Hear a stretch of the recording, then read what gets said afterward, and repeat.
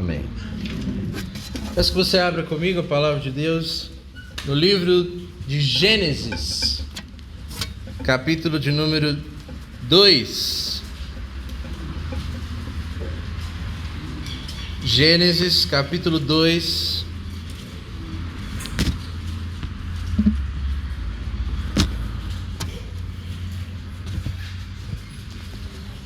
Nós vamos ler alguns versículos do capítulo 2, depois passaremos para o capítulo 3. Gênesis 2, nós vamos ler versos 8 e 9, e versos 15 ao 17, e depois vamos ao capítulo 3, verso 1 ao 7. Gênesis 2, 8 e 9, 15 ao 17 e depois capítulo 3, verso 1 ao 7.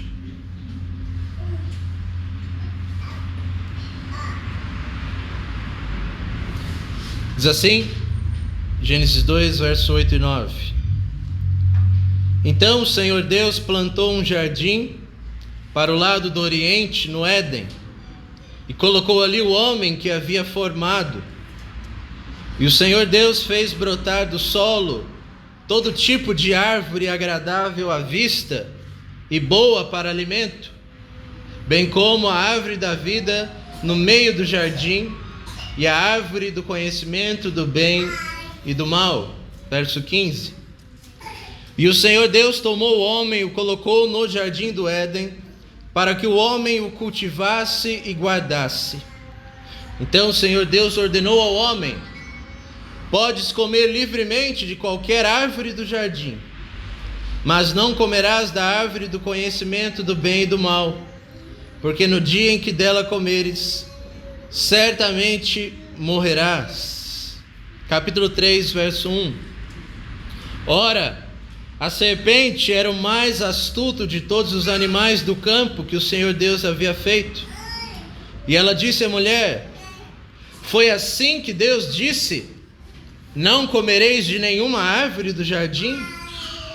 Respondeu a mulher à serpente: do fruto das árvores do jardim podemos comer, mas do fruto da árvore que está no meio do jardim, disse Deus: não comereis dele, nem nele tocareis, se assim fizerdes, morrereis. Disse então a serpente à mulher: com certeza não morrereis.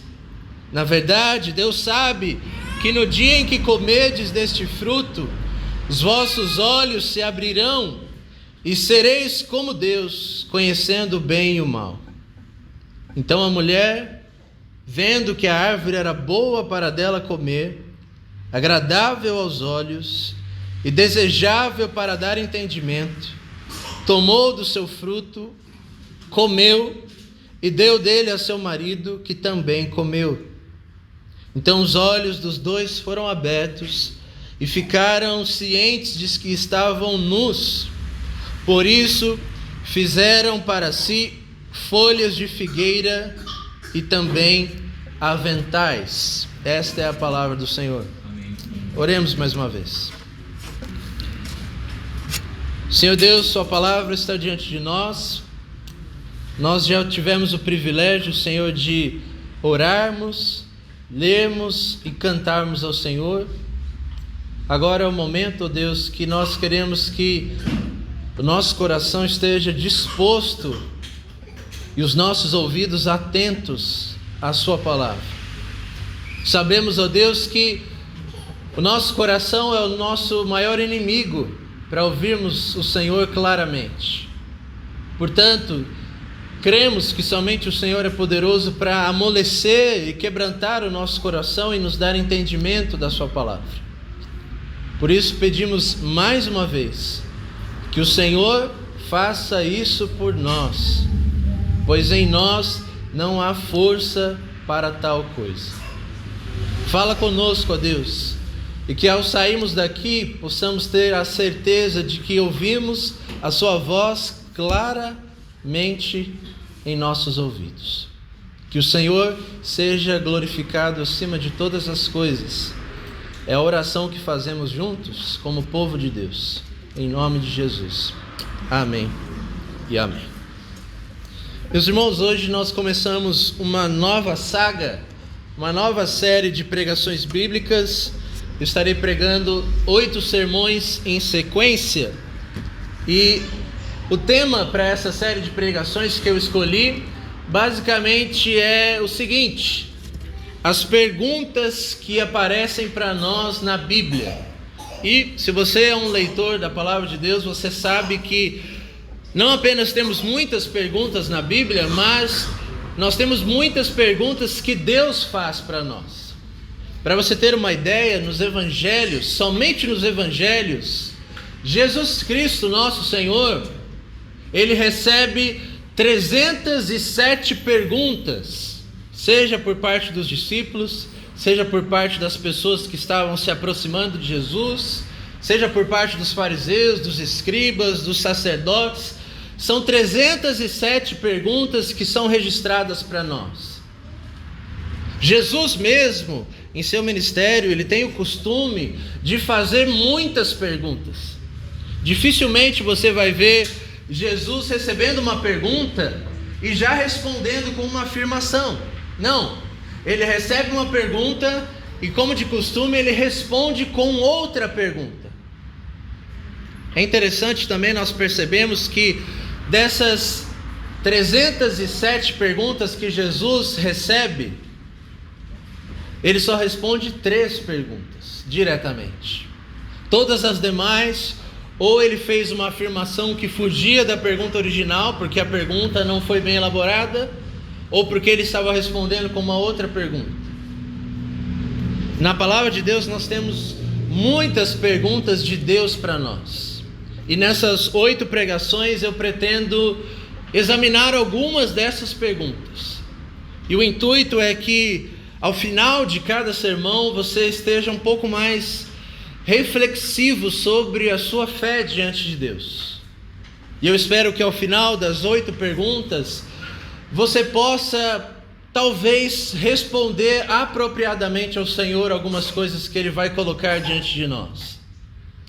Interessantemente, eu não sei se é da época de vocês, imagino que sim, isso voltou recentemente este ano. Quem de vocês já ouviu falar no Show do Milhão? Eu me lembro de criança, por exemplo, com aqueles computadores bem antigos de inserir o CD-ROM e ficar brincando por horas e horas a fio de responder as perguntas. Eu lembro que tinha o Show do Milhão da Bíblia, por exemplo, e eu criança errando várias perguntas de Davi, errando barbaridades. Mas o Show do Milhão é uma coisa interessante, porque se você é como eu, você não gosta de receber muitas perguntas diretamente. Pense, por exemplo, quando a gente se encontra, é comum a gente chegar para a pessoa e dizer: olá, tudo bem? Mas dificilmente a gente responde: ah, estou bem, graças a Deus, aconteceu isso, aconteceu aquilo. Geralmente a gente pergunta essas coisas no automático da nossa vida. Quem de vocês, por exemplo, quando estava numa situação difícil, delicada, triste, passando por algum problema, quando algum irmão chegou para você e perguntou: oi irmão, como você está? Aí você falou: nossa irmão, não estou bem, aconteceu isso, isso, aquilo. 90% das nossas respostas é o básico do básico. É aquela resposta só para o irmão não ficar no vácuo. Basicamente isso. Ah, está tudo bem, irmão, mas você sabe que por dentro não está.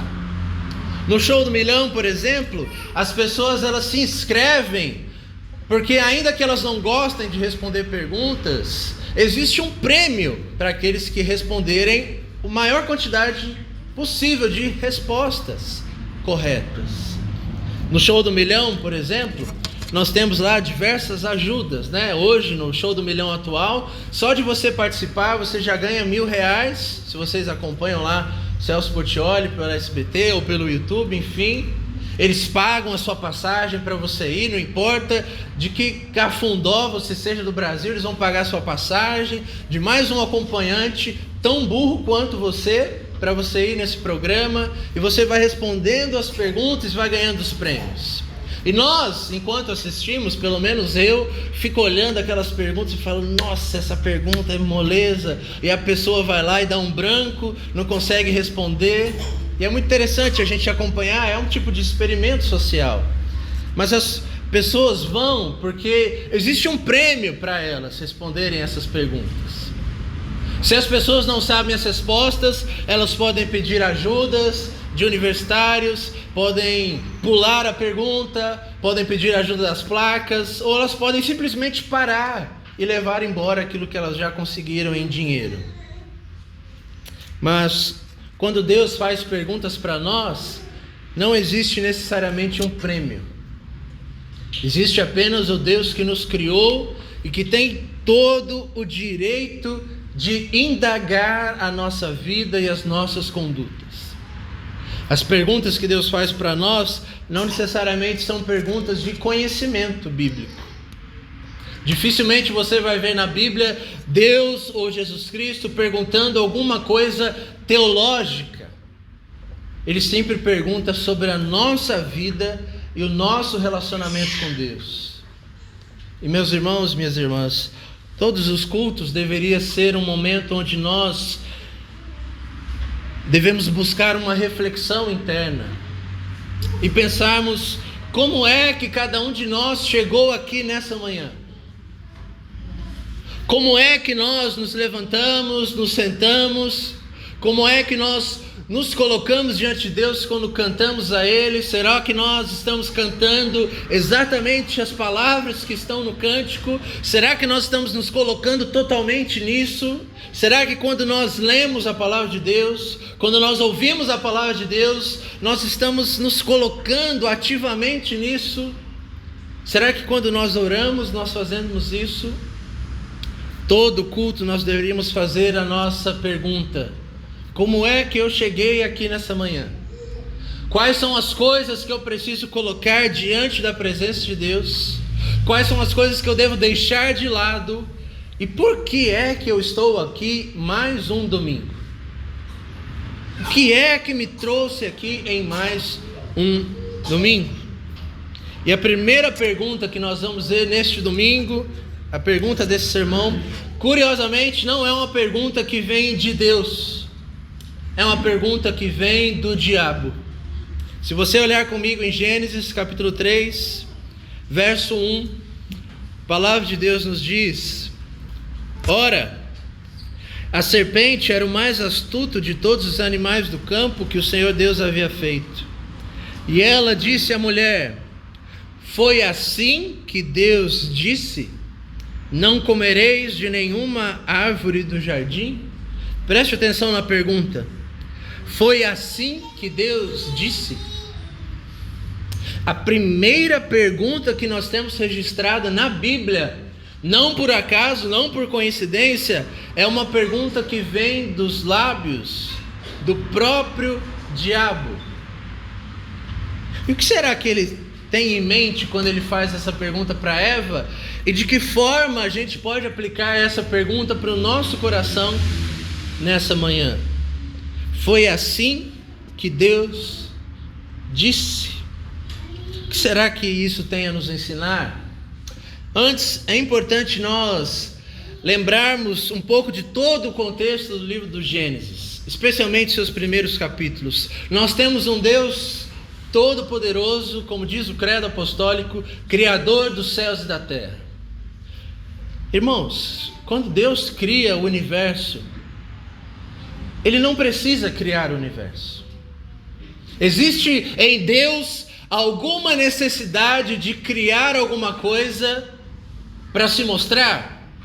Não. A teologia nos ensina que Deus, Pai, Filho e Espírito não tem existência nem início de existência. Eles são Deus. E eles já viviam em uma harmonia plena e perfeita, autossatisfeitos. Ele não precisa criar o mundo, Ele não precisa criar o ser humano para que esse ser humano passe a obedecê-lo e dar louvor a esse Deus. O nosso Deus Trino não é como os deuses pagãos que precisam da adoração dos humanos. Geralmente nós caímos nessa idolatria de acharmos que nós estamos aqui nessa manhã porque Deus está mandando simplesmente nós estarmos aqui essa manhã. ou porque Deus precisa que nós estejamos aqui, porque coitado de Deus, né? Se eu não me levantar nos domingos pela manhã para lembrar de dar graças a Ele, Ele vai ficar tão triste, tão desapontado, mas tão decepcionado.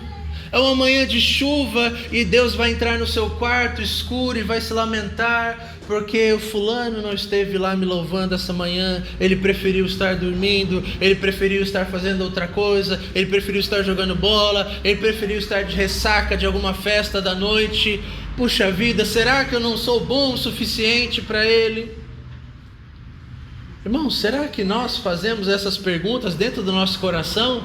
Às vezes quando a gente se levanta e é para ler a palavra de Deus, é para orar, para cantar algum hino ao Senhor, ou para vir ao culto, nós fazemos essa pergunta: eu vou porque senão Deus vai ficar decepcionado comigo. Ele vai falar: puxa, eu esperava mais de você. Ou então você vai falar: puxa, se eu não for, aí acho que a minha vida vai começar a desengrenar, né? Vai sair dos trilhos.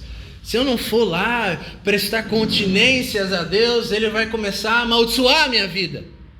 E aí eu não vou prosperar financeiramente, emocionalmente, espiritualmente. Eu quero tanto casar, eu quero tanto engrenar na minha carreira, no meu trabalho. Então eu preciso fazer isso, porque senão Deus não vai me abençoar. Irmãos, que longe de nós estejam todos esses pensamentos que eu acabo de citar. Porque Deus, quando nos criou, Ele não nos fez para Ele como se Ele precisasse de nós. Ele nos fez para a sua própria glória, para a sua alegria, sim. Ele criou o ser humano para ter alegria, mas essa alegria só se encontra em Deus. Você não irá encontrar satisfação plena se não for em Deus e na sua palavra. Deus então, Ele cria Adão e Eva, Ele cria um universo belíssimo, e é só nós olharmos ao nosso redor, todo esse universo que Deus fez, a diversidade de plantas, de animais, a capacidade que Deus deu ao homem, ao ser humano, para, com sua inteligência, conforme foi criado à imagem e semelhança de Deus, construir, desenvolver. Olha quantas coisas o ser humano fez com a inteligência que Deus deu. É uma coisa que eu trago desde a minha infância, eu compartilho com vocês. Só para você ter uma ideia, na minha mente ainda não entra como é capaz de nós pegarmos um celular e com a nossa voz, uma pessoa no outro lado da cidade, do universo, nos ouvir instantaneamente. Irmãos e irmãs, isso não é simplesmente uma habilidade do ser humano. Deus projetou o homem, Ele deu a capacidade para fazer coisas. Assim como Deus criou o mundo, Deus deu capacidade ao homem para criar e desenvolver coisas. Deus deu um jardim belíssimo, árvores, frutas, alimentação diversificada, um mercado aberto, um ticket infinito para o ser humano comprar o que ele mais quisesse. A única coisa era o seguinte: desta árvore você não pode comer. Era um teste, era uma prova de obediência e submissão a Deus. Gente, é uma coisa só que Adão e Eva não poderiam fazer, dentre centenas de milhares que eles poderiam fazer. Uma coisa só te peço: não coma do fruto da árvore do conhecimento do bem e do mal, porque no dia em que comeres certamente morrerás. Então Adão e Eva estão lá casados, felizes, plenos, e chega a serpente, o diabo, e faz uma simples pergunta para Eva: Eva, foi assim que Deus disse? Não comereis de nenhuma árvore do jardim? E a resposta é óbvia: não foi isso que Deus disse. Nós podemos comer de toda a árvore que está no jardim, exceto a árvore que está no meio do jardim, a árvore do conhecimento do bem e do mal, porque no dia em que comemos nós morreremos. A serpente então diz no verso 4: certamente vocês não morrerão. Deus sabe que se você comer dessa árvore, você irá se tornar como Ele. É por isso que Ele não quer que você coma. E a pergunta que nós temos que fazer é: o que é que Satanás está querendo com essa pergunta? O que é que o diabo está querendo chamar a atenção de Eva? O diabo está questionando a bondade de Deus. Perceba comigo. Quando o diabo faz a pergunta do verso 1, ele diz: não comereis de nenhuma árvore do jardim. Ele está trazendo o mandamento de Deus para um lado negativo. Ele não menciona, ele não traz a lembrança de Eva de que ela pode comer de todas as árvores do jardim. Ele diz: não podem fazer isso, Eva. Deus está impedindo vocês de fazer algo? Mas Deus, Ele não é tão bom. Por que Ele está impedindo vocês de comer desta árvore? É só uma árvore. E olha como ela é agradável aos olhos. Então Eva já ganhou a atenção do diabo. Ela já está nos lábios do inimigo das nossas almas. Ela começa a abrir brechas para o diabo. E ela cai na conversa marota de Satanás. Ele é astuto, ele é sutil, e ao longo da escritura, em 1 Timóteo, em 2 Coríntios, em Apocalipse, a palavra específica sobre o que o diabo fez com Eva foi engano. O diabo enganou Adão e Eva. Eles foram enganados. Uma meia-verdade foi apresentada para eles. Notem que o diabo não chega com uma conversa ríspida, maldosa, maligna, diabólica. Existem homens que fazem isso melhor do que o diabo. O diabo, ele chega de forma sutil, amiga, leve, fazendo apenas uma pergunta. O que há de mal numa pergunta? É só uma pergunta. Ela cai no conto da serpente e começa então a questionar a Deus no seu coração. Será que é isso mesmo que Deus quis dizer? Será que é isso mesmo? Será que nós não entendemos errado? Puxa, mas se Deus é tão bom assim, por que nos impedir de comer de uma simples árvore? Assim como o diabo enganou Eva e ela começa a questionar a Deus e a sua palavra no seu coração, ela não consegue mais enxergar com clareza. E eu me lembro de algo com relação a isso. Vocês se lembram do encontro de Jesus com Pilatos? Ele se encontra com Jesus, Pilatos, e ele não entende porque é que Jesus está sendo condenado pelos judeus. Ele tenta conversar com os judeus para liberar Jesus, soltar um outro preso. Eles não aceitam. E o Evangelho de João nos registra a seguinte pergunta de Pilatos para Jesus: o que é a verdade? O que é a verdade?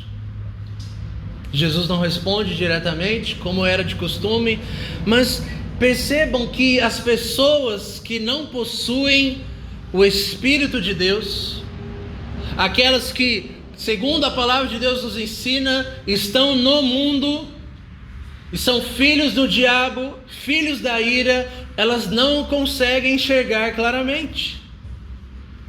Pilatos está diante de Jesus e ele faz a pergunta: o que é a verdade? Sendo que a verdade em pessoa está diante dos seus próprios olhos, mas ele não enxerga, porque, como diz Paulo, o Deus desse século cegou o entendimento dos incrédulos, para que não lhes resplandeça a luz do Evangelho da glória de Cristo. É por isso que parece às vezes aos olhos do mundo que aquilo que nós estamos fazendo aqui agora é uma coisa pobre, viril, inútil. Parece que nós estamos nos enganando a nós mesmos. Quando nós oramos, parece que Deus não nos ouve. Nós estamos lendo e respondendo, cantando, mas para quem? É isso que o mundo se questiona. Eles não conseguem enxergar a Deus. Porque lhes falta a fé, que lhes abre os olhos, lhes abre os corações, abre os seus ouvidos, recebem a fé no Senhor Jesus e começam a enxergar a Deus através da palavra de Deus.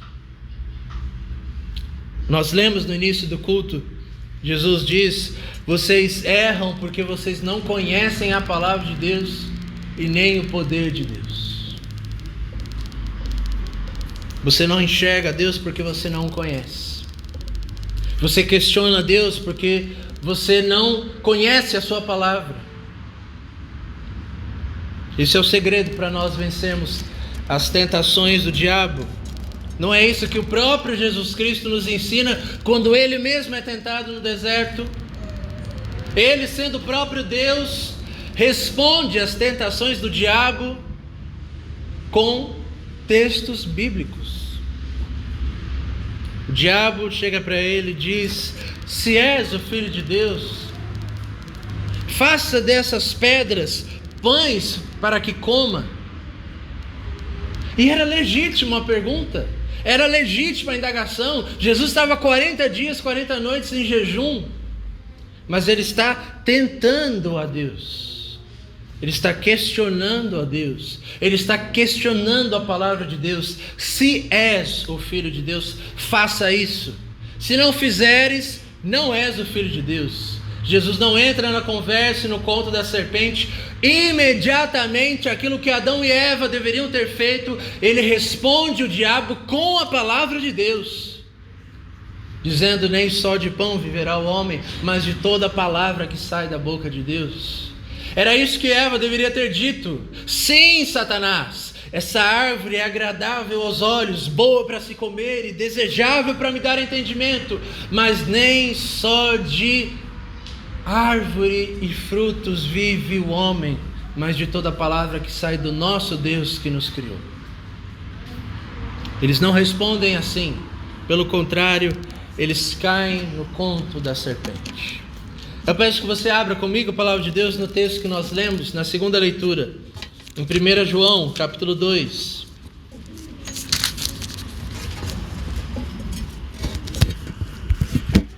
Caminhando para o final da minha palavra, gostaria de demonstrar para todos vocês quais são os 3 alvos do diabo.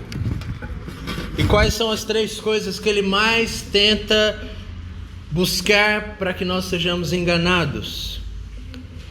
1 João capítulo 2, verso 15 ao 17. Não ameis o mundo, nem o que há no mundo. Se alguém ama o mundo, o amor do Pai não está nele. Porque tudo o que há no mundo, o desejo da carne, o desejo dos olhos e a soberba da vida, não vem do Pai, mas sim do mundo. Ora, o mundo passa, bem como seus desejos, mas aquele que faz a vontade de Deus permanece para sempre. A pergunta é: o que é que está no mundo que nos afasta de fazer a vontade de Deus? O que é que estava na árvore, no mundo de Adão e Eva, que os afastaram de permanecer fazendo a vontade de Deus? O apóstolo João nos diz que são 3 coisas: o desejo da carne, o desejo dos olhos e o orgulho dos bens, ou a soberba da vida. Algumas traduções mais antigas, como a do Vitor, traz a palavra concupiscência. É difícil até soletrar essa palavra. O que significa concupiscência? Significa desejos inflamados. Sabe o que é que te afasta de Deus? São os desejos inflamados que nós temos na nossa carne. Não necessariamente o nosso corpo, porque o que Deus criou é bom, mas carne é esse pecado que está dentro de nós. Essa natureza que vem de Adão, essa natureza caída depois do pecado, é isso que significa na Bíblia carne. Não é o nosso corpo simplesmente, mas é a nossa carne pecaminosa, a nossa natureza pecaminosa. Sabe aquela tendência que você tem dentro de você desde que você era um neném, que te inclina para o mal, que você tenta fazer o bem e você não consegue, que você até sabe na sua consciência o que é errado, mas quando você vê, você já está lá fazendo aquilo. Todos nós temos isso. Isso é a única coisa que nos une, isso e a morte. Todos nós temos essa natureza pecaminosa, todos nós somos escravos do pecado. Existem aqueles que dizem, sem entrarmos em termos teológicos aqui, que acreditam no livre-arbítrio. Irmãos e irmãs, se algum de vocês aqui acredita no livre-arbítrio, eu quero desafiar você a decidir não pecar mais. Decida hoje, já que você tem o livre-arbítrio, a partir de hoje, eu não irei pecar mais. Quem de nós pode? Onde está então este livre-arbítrio? Nós só somos livres para escolher aquilo que nós amamos. E o que é que nós amamos, falando em termos de pecado, em termos da nossa natureza pecaminosa? Nós amamos o que é mal. Nós nascemos inclinados para as coisas más. Se vocês não sabem o que é isso, tenham filhos e vocês vão saber. Coloquem seus 2 filhos, de 1 ano que seja. Você vai ver que se um pegar o brinquedo do outro, o outro vai dar berros mais altos do que os mais altos gritos diabólicos no inferno. Porque essa é a natureza que nós temos, desde pequenos até adultos. A diferença é que nós crescemos e aprendemos a esconder os nossos pecados. Você cresce e você aprende a passar um perfume. Você cresce e aprende a se tornar um pouco mais educado. Você cresce e aprende a pecar no secreto e no escondido. Na frente das pessoas você se demonstra como a pessoa mais moral do universo, a melhor pessoa, um excelente pai, uma excelente mãe.